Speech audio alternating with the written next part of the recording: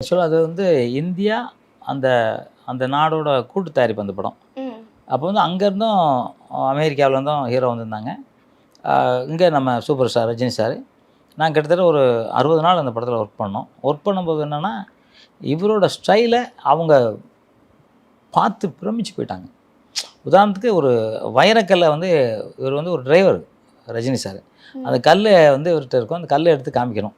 Hero எல்லாம் உட்காந்துருக்காங்க. அப்புறம் இப்படி ஸ்டைலில் அப்படி எடுத்துகிட்டு அப்படி மாதிரி இப்படி தட்டினா கல் மட்டும் அப்படி பிடிச்சிடு அப்படின்னாரு. எல்லாம் மயங்கிட்டானுங்க எல்லாம். அதாவது வந்தவங்க எல்லாம் போனவங்களும் அது ஃபஸ்ட் டே ஷூட்டிங், ஃபஸ்ட்டு ஷாட்டே தான். எல்லாம் அப்படியே ஷாக்காகி ஒன் மோர்னாங்க. என்னென்னா அவங்கெல்லாம் விட்டானுங்க எல்லாம் அந்த இதில் அந்த அவர் பண்ண ஸ்டைலில். ஏதோ ஒரு வாட்டினா ஒரு வாட்டி தான் வரும், இன்னொரு வாட்டி அதே மாதிரி வர முடியாதுல்ல. ஆனால் ரஜினி சார் திருப்பி அதே மாதிரி அழகாக பண்ணார். அப்போ தான் நினச்சேன், ஆகா எவ்வளோ பெரிய இது இருந்தால் இது மாதிரி பண்ண முடியும். ஒரு வாட்டி நம்ம ஒரு ஆணான்னு எழுதுனாலும் அடுத்த வாட்டி ஆனா தப்பாக வரும், தப்பானா வேறு மாதிரி எழுதும். ஆனால் அதை ஒரே மாதிரி பண்ணுறது பெரிய விஷயம்ல. அதை பிரமிச்சிட்டாங்க. அதுக்கு மேலே ஏன்னா ரஜினி சார் கருப்பாக இருப்பான், அவன் வெள்ளையேன்னு இருப்பான், அவங்களுக்கு வந்து பாகுபாடெல்லாம் இருக்குல்ல.